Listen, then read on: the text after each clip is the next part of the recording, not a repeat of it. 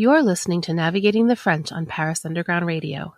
For more great content and a bonus episode of Navigating the French, please join us on Patreon.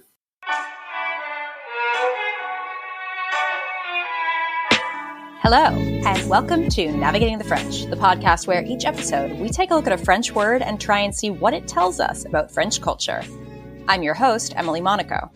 Today I'm joined by Jennifer McClagan, the acclaimed author of books entitled Bones, Odd Bits, and Blood, among other things. She's here to discuss the French relationship to meat and to offal, with a word that loosely translates to guts. Tripe. I'm very excited to welcome Jennifer McClagan onto the podcast today. Jennifer is the author of several widely acclaimed books with titles like Bones and Fat and Blood and Odd Bits, which I find really amusing. And I'm just really excited to have you on today to talk about one of my favorite French words, even though I'm not sure I've always been convinced by eating it, which is tripe. Tripe. We're going to delve into a little bit about the cultural significance of that as we head forward into this episode. But before we do that, Jennifer, welcome. Can you give our listeners a little bit of insight into who you are? And I mean, aside from being an acclaimed author, what do you do? Kind of what brought you to this world of odd bits? Thanks, Emily. Thanks for having me on your show. I guess I came in through writing my first book, which was Bones. But before I wrote that, I don't know if you pick it up, my accent. I was born in Australia, and then I left and went overseas. I lived in Europe and ended up here in Canada, married a Canadian. And I worked as a chef. I cooked my way around, and that got kind of tiring. So I decided I wanted to sit down, and I started writing books. And my first book was Bones, because I was kind of interested in doing something different. I just didn't want to, 101 pasta recipes or things to do with salad. I wanted to do something different, and I wanted to put the food in a cultural context. And the first book was all about cooking food on the bone, meat on the bone. And then it was about things that bones were used for, like flutes and bone buttons and bone games. And so there was a cultural aspect to it. And from there, logically, I moved to a very unloved topic called fat. Same thing again. And then from fat, it seemed obviously for my meat trilogy, as it was, to do odd bits, or offal, as it's called in English, because it was a very unloved topic, perhaps even more unloved than fat at the time. So there I was. And then I continued on down that path and went as far as blood, which is particularly unloved and not really a culinary ingredient many people think of, but I think it should be looked at again. So this is where I am today. And as a diehard fan of boudin noir and blood pudding, I am here for the reclaiming of blood as an ingredient in food. And, you've been ahead of the trend on a lot of these things. Before we were talking about bone broth, you wrote Bones. Before we were talking about how sugar is the real culprit to, weight gain and, heart disease, you were talking about fat. So I'm really hopeful that odd bits are going to get their time in the sun. And I do think that in America and in Canada, we're starting to talk about meat a little bit differently, and that the nose to tail mindset has been around obviously for a while, but there's something that still kind of squicks us out as North Americans and maybe as Australians. I'm not sure how you all feel about odd bits over there. Well, I think Anglo-Saxons have a kind of bizarre reaction to odd bits today, because it's odd that, earlier in their history, they were very, very popular things to have. Henry VIII feasted on boar's head, or, they ate lark's tongues. They ate all this offal. And then it just seemed to disappear from the table as meat and steaks and easier cuts to cook became cheaper. And, it just kind of went out of our diet, and steak, chicken, all those things that were once expensive became very cheap, and anyone can cook them. They don't need any special skill. And we kind of forgot about offal, but hopefully I think it is coming back, because, today there's an importance on how animals are raised. There's a big debate about how many animals we should raise and whether we should eat meat. But if you are a meat eater, I think you have to eat like, as you said, nose to tail. You have to eat the whole animal. You can't just pick out which pieces you want and toss the rest away, like the offal, like the blood. You have to find ways to use it and incorporate it in your diet. And I think slowly that's happening. You know, when I grew up, I ate all this stuff. I ate oxtail. I ate brains. My mother cooked tripe and onions, which was pretty disgusting. It put me off tripe forever, almost, until I started eating it the French way or the Italian way. But I think these things are starting to come back into at least on our radar. Whether we're all eating them or not, I think that's another matter. And I'm not sure what your perception of this is, but I would kind of argue that whereas offal was kind of almost entirely phased out of certain generations' approach to food in the Anglo world, in France, it never completely disappeared. What's your sort of experience of the perception of different cuts of offal in France as compared to Australia or Canada? Well, I think in France, and in fact, I did most of the cooking and the research for my book while I was in Paris, staying in Paris, because it is just so much easier to get there. That's the big problem in North America, is actually accessing the offal. It's hard to find. It's difficult. But you can just, any open air market pretty much in Paris has offal right there. It's right there in front of you. There's a tripier where there's a selection from cow's feet through to tongue, sweetbreads, brains. It's all accessible. And there's a lot of stuff that's already prepared, like tête de veau or tripe. It is accessible. So I don't think it actually ever faded away. And if you're not cooking it yourself, you can usually go to some bistro or small restaurant for lunch, and it'll be one of the mainstays. You'll see tongue on the menu. You'll see these things on the menu, which I can't even think of a restaurant in Toronto unless it was a special thing or unless it was sweetbreads where you would see offal on the menu. Yeah. And I feel as though I grew up in New York, and if you were to see offal on the menu in New York, I feel like there would be some kind of disclaimer. Whereas in France, it's just scattered in with everything else. And I remember once when I had first moved here, having the embarrassing, I was pretty proud of the fact that I could speak French fairly well. And someone asked me on the menu, "Oh, what's this?" And I was like, "Oh, it's lamb." And I didn't translate the word rognon because I didn't know it. And so it was lamb's kidneys. I wasn't wrong, but I also wasn't right. That's interesting. I can remember we were in a restaurant, my husband and I, and he loves kidneys. He loves sweetbreads. And he ordered the kidney dish, and it's rognon de veau, which is quite common. And the maitre d' made a point of saying, because I imagine many people see veau and they think veal, and they're probably expecting an escalope or a chop. And he explained carefully that it was kidneys. And my husband said, yes, that's why I ordered it. Oh, man. Well, you know what? At least he got what he wanted, right?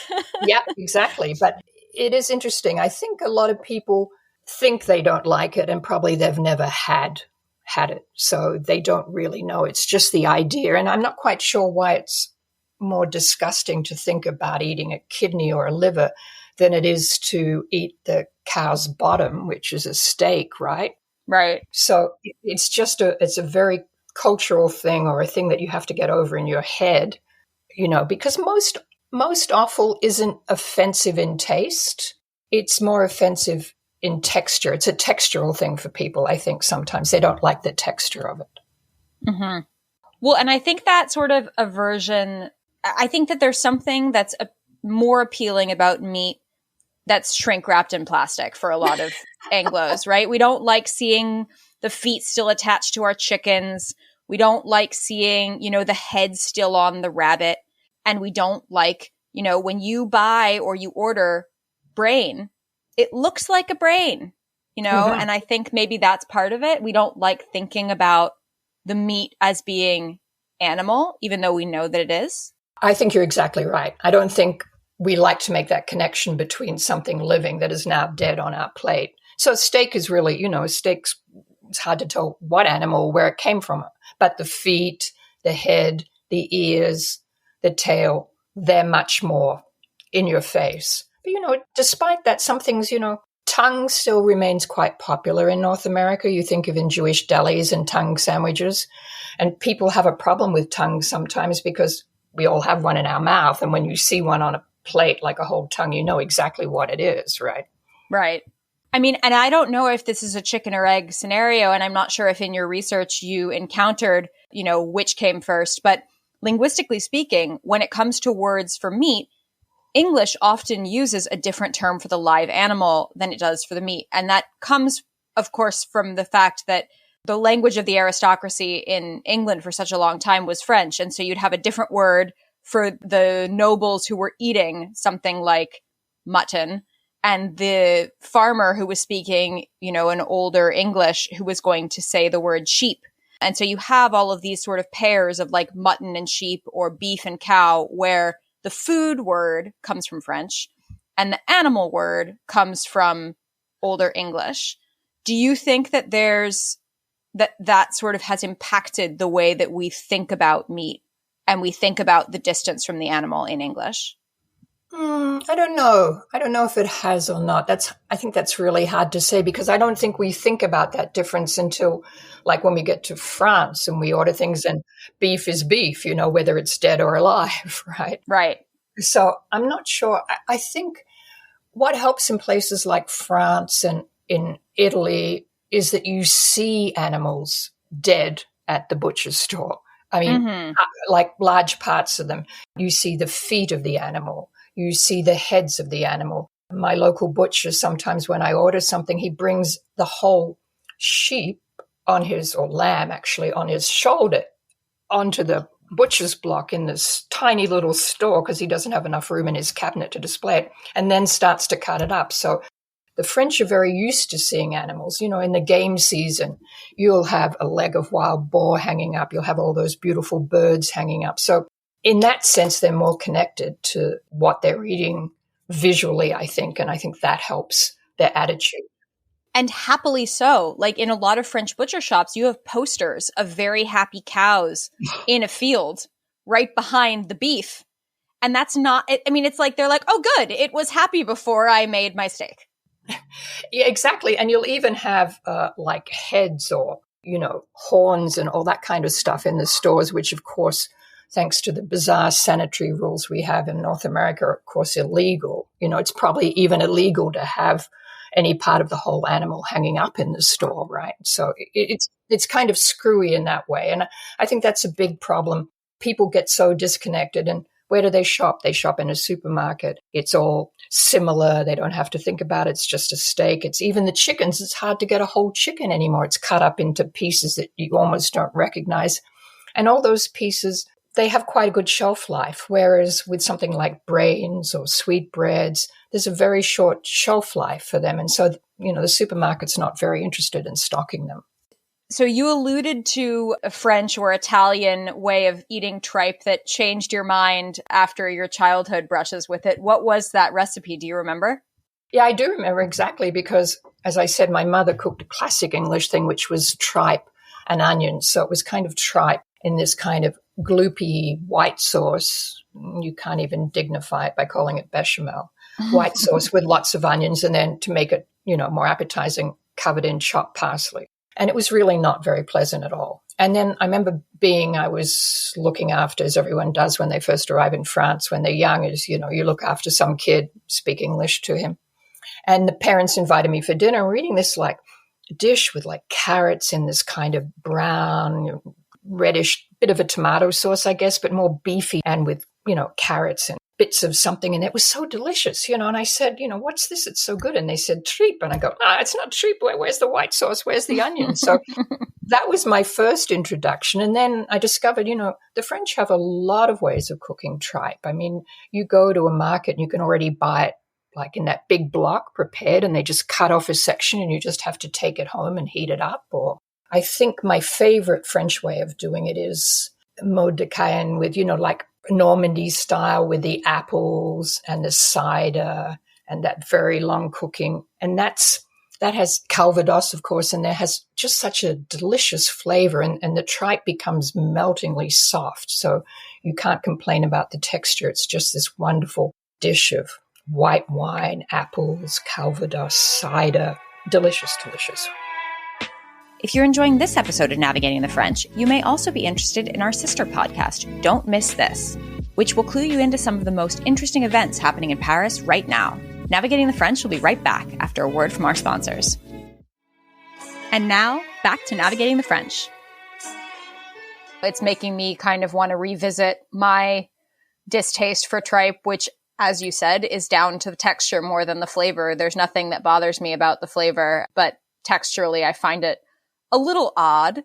But I am nothing if not an adventurous eater, and I would be curious to know, having spent so much time thinking about all the odd bits, if someone were to come to France and say, you know what, I'm willing to give it a try now. Tell me the best thing to eat to sort of change my mind about odd bits. Is there a particular cut or a particular recipe that you think might be more palatable or easier to swallow? No pun intended for newcomers. Well, I probably wouldn't start with tripe or brains or something like that.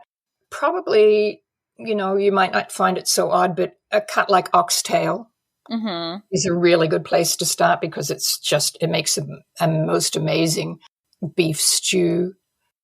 Cheeks, in France you can get, what's really good, you can get beef cheeks. They're another delicious, and that's from in the head of the animal. Pork cheeks, another super delicious thing that's just very slow cooking. And then if they're just a touch more adventurous, I might take them to tongue, because tongue is, once it's sliced up and put into a sauce, I'm not saying that you want like a whole tongue on your plate. That's pretty confronting. But tongue cooked and then in a sauce, it's tender. It's just a mild flavored meat, has a good texture. It's super delicious. Yeah, I remember eating tongue at a French friend's house, and they had served it in like a very thick tomato sauce with cornichons. And if I didn't know it was tongue, I would have thought it was brisket or something.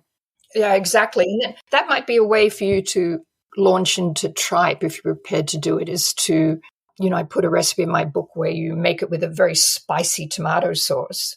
And then you mix some of that with pasta that's got basically the same shape or the same size as the pieces of tripe. And you mix that all up together. And it's sometimes hard to tell which is a pasta and which is a tripe. So, yeah, I could see that. When you were in France and you were working on this book, did you have to seek out any particularly difficult or particularly niche sources, or were you able to come by pretty much everything you wanted just by going to a butcher shop or a local tripier? I had a very good tripier in my local market, and that was one good source. I remember there having tétine de vache for the first time. I didn't know what it was. I thought it was some kind of brisket or cooked meat, because it was already cooked, of course, but there was a huge thing that you just cut into slices and then you pan fried it in the pan. And I never really thought about eating cow's udder before, but it's a bit like tongue. It has a very mild flavor and quite a good texture.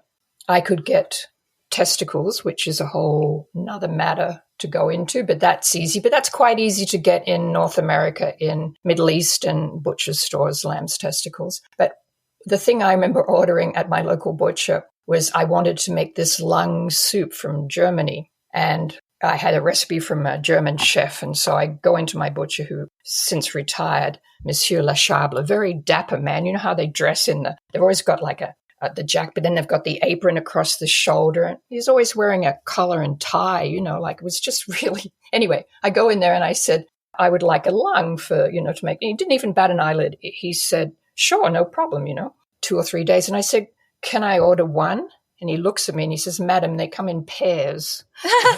And I got lungs from him, and it was just like no problem whatsoever. The only thing I've had problems with in France getting is blood in small. You can only get like very large quantities of blood, which is not very practical for the home cook.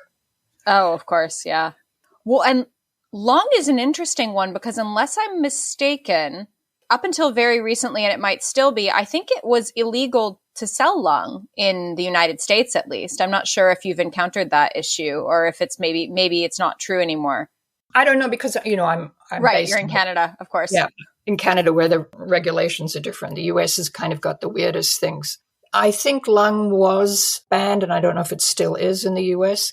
And you could get, it depends. You could get like sheep and goat were easier to get than it was for beef and other animals. So, it's like it depends, because some of these, it depends on how the animals are slaughtered. And I think the bigger and bigger the abattoirs get, or the slaughterhouse, the less and less easy it is to find these more unusual cuts, because it's more work for them and they don't want to deal with it, basically. So it's just easier to throw it in a bin and call it dog food, right? So that's a big problem. That's why I wrote the book in a way to create a demand for people asking for these cuts. And once they become valuable, and things like oxtail now are hors de prix, they used to be very cheap, but now everyone wants to use oxtail or beef cheek. So the animal only has one tail, and so it's harder and harder to get these cuts. But I'll just tell you an interesting story. When I did the Bones book, I went to Chicago, and I'm thinking, Chicago is the center of beef, right? And slaughter and animals and eating meat. And I was on the book tour, and I had this dish that I was handing out to people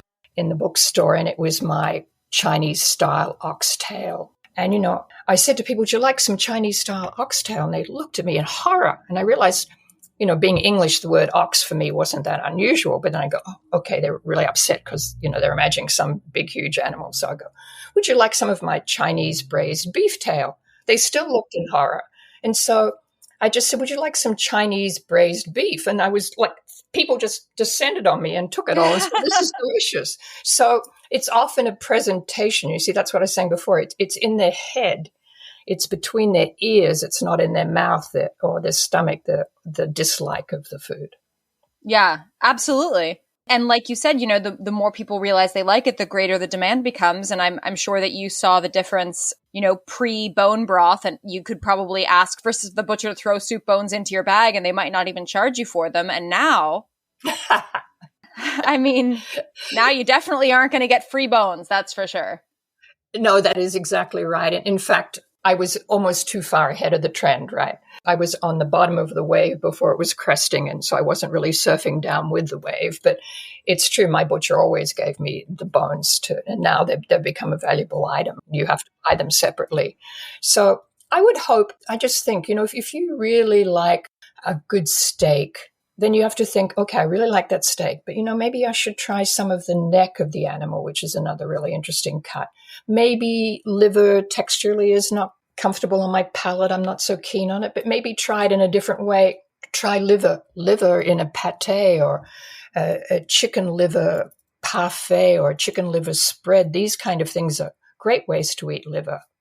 Harkening back a little bit to what you were mentioning about the sort of it being easier in large scale farming to just sort of get rid of pieces that don't have high demand for them, like lungs, rather than actually processing them and getting them out to the public. I think that there's often a really tempting narrative for people who are coming to France who think, oh my gosh, it's all starlight and rainbows, and every cow that is raised in France must be raised in its own little private pasture, and the food system is idyllic here.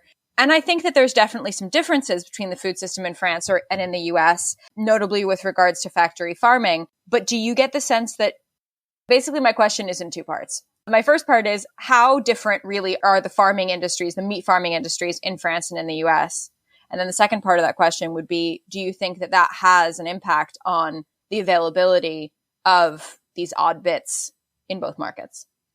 I think you're right. I think we do idealize what goes on in France, but I still think there's a lot of respect for food in France, which is not quite in the Anglo-Saxon culture. I think there's awful meat. In fact, I just heard a report on the news that I think it's less than 40% of the meat that the French eat is raised in France, right? It comes from other places. And the thing is, you get what you pay for. If something's very cheap, then it's probably been really cheaply produced without much care for the animals. So it always sounds like an elitist thing to say, but you need to pay. You pay what you pay is what you get most of the time. So it's going to cost you more for quality meat. But in France, you can go to a butcher. I'm not talking about the supermarket, or a good butcher in the market, and he can tell you where the meat came from. In fact, often they've got the little tickets, like you said, right there telling you the happy cows, which race of cow it is, which is something would be very hard to find out in North America. So there's that respect too. But I don't think it's all, roses and sunlight there. You still have to be careful. Like there's industrial horrible cheese and there's good delicious cheese, and the price tells you the difference most of the time. What comforts me a bit in France, because I think they were behind us in the trends, and so then they went and of course everyone shops at the supermarket because it's convenient, and no one goes to the local markets because they don't have time. But then there's kind of a swing back a little bit later, and now I notice in my part of Paris, there's a lot of farm to table's not the right thing, but, local food stores. So it's coming in from the nearby regions, and they have good quality meat in there too. Okay, it's vac packed, but, they do have these things from local growers. So I think that is good too. But not everything is perfect in France, even though we like to think that, there's still a lot of problems with the food supply there. So, like any country, you have to be aware of what you're eating and where it comes from. Of course. And I'm really hoping that the work that you've done in your books to sort of highlight these recipes and these cuts that are not necessarily the ones that people always think to look for will help kind of change our relationship with meat, and maybe, again, not to put the French on too high a pedestal, but maybe make our relationship with meat a little bit more like the relationship with meat the French already have. Yes, we could all hope that. And that would be the ideal world for sure. I would hope, yeah. I am curious, in your time in France, since you've been coming back and forth for such a long time, have you noticed an evolution either away from or towards these sort of odd cuts, odd bits, or are they as present as they always have been to your mind? I think I might have to say that I've seen a trend away from them, which is kind of upsetting to say because, as I said, I had a very good tripper in my local market and they've gone. You can still access some stuff, but there's less and less, you notice there's less and less charcuterie, triperie in Paris itself. These things seem to be disappearing out of the mindset of the younger generation. I don't think those dishes are as popular with people under 30 as probably people over 60, right? So that's kind of upsetting. I'm hopeful that it will come back, but I'm not sure. I mean, it reminds me a little bit. I did a story a couple of years ago about the French relationship to horse meat, because the French do traditionally, and the Italians as well, still eat horse. And a lot of people said things like, oh yeah, I used to eat it at my grandma's house. So it had kind of stopped. There was this memory of it as being a nostalgic thing that you would eat if you went to grandma's, but you would never buy it yourself. I think the implicit conclusion too was that even parents, even, the generation above the generation who's cooking now, the 20s and 30s who are in the kitchens now, their parents weren't even cooking horse. So maybe it's on a similar kind of, I don't know, is it a similar kind of trajectory?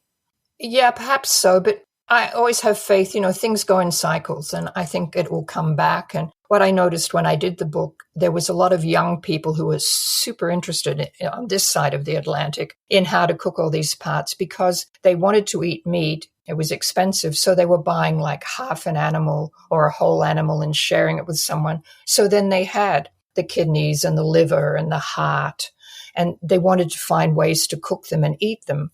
That was delicious. So, you have to be hopeful that it's coming back. I mean, in France, it would be a shame because there's such a grand tradition of cooking, tripe, liver, kidneys, all those things in France. I mean, liver's still very popular, I think. I think liver's more popular in France than it is on this side. You see foie de veau, you see every time you go, I mean, I can't think of any butcher you would go to in France, even the smaller one, then there wouldn't be like a whole liver there that they're cutting into slices, freshly cutting for you each time you want one. That's what I love. I never eat veal's liver in North America because it's usually already pre-cut. It's swimming around in liquid and it doesn't look, but you go to the butcher in Paris and they cut you a slice and then they take off the membrane and they take out any of the, vessels that are in the inside of the liver. It's so, and people still have foie de veau quite often, I think.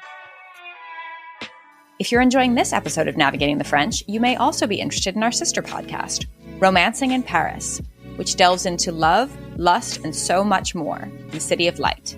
Navigating the French will be right back after a word from our sponsors. And now, back to navigating the French. I share your hope that it's going to kind of cycle back. I think, this generation seems really interested in cooking at home and in discovering, old nostalgic recipes, even recipes they themselves don't have nostalgia for, but just traditional recipes. So hopefully your books and all of the research and work that you've done will bring people a little bit closer to that. I hope so too. And I think you always have to hope for the future. I mean, I don't think we can go on and not eat these parts. They have to be part of the regular diet. And so, things go in cycles. Everyone's all of a sudden eating this, and then 2 years later, everyone's eating this, and then it cycles around like, it's like fashion, right? It just cycles around. Exactly. Things become fashionable, unfashionable, fashionable again. And we can do our bit by introducing people to odd bits and making them tasty and delicious. I love that. And with that in mind, I will leave you with just one last question, which is if you were landing in Paris and you had your eyes set on a particular restaurant, a particular dish where you thought the odd bits were served up in the best possible way, do you have one in mind? Well, I used to have one that was just near Saint-Michel and all that, called Ribaudin. I don't know if you ever went there. No. They just served odd bits. That's all they served. But they're not there anymore. It's no longer in business. And there's one that I'm trying to remember the name of over behind Bastille. He does a lot of odd bits over there, but I can't remember the name off the top of my head. But, up the end of our street, there's a place that you would call a French steakhouse in the 14th. Mm-hmm. Like well-known, called Le Severo. I love Le Severo, yes. I know William and Gail quite well. Anyway, they do a fabulous sweetbread. When they do liver, it's fabulous, but they have the blood pudding that they cut and then they fry it in a really, really hot pan so it's crispy on one side and just warm on the other. And they serve with a bit of apple and a nice salad with a mustardy dressing. And I always have that. And when they have it, which they rarely do, I like to have an andouillette. Most people can't take those because they're sausages made out of animal guts. And they smell not so good, but they taste absolutely delicious. And occasionally William has that, and I always have that. I will say that for as much as I purport to dislike tripe, I do really like an andouillette with like a mustard sauce. Mm. It's very nice. Very nice. Well, thank you so much for coming on the podcast and talking to me about odd bits. I'm really excited to share your story and all of your insight with our listeners. We'll also put links to your books in the show notes for anybody who wants to read more about these cuts that really should be returning to our plates and to our minds. So thank you so much for joining me. Thank you, Emily. And have a really great rest of your day. Thank you. This has been Navigating the French. You can find more from me, Emily Monaco, at Emily_in_France on Twitter and Instagram. This podcast is produced by Paris Underground Radio. To listen to other episodes of this podcast or to discover more podcasts like it, please visit parisundergroundradio.com.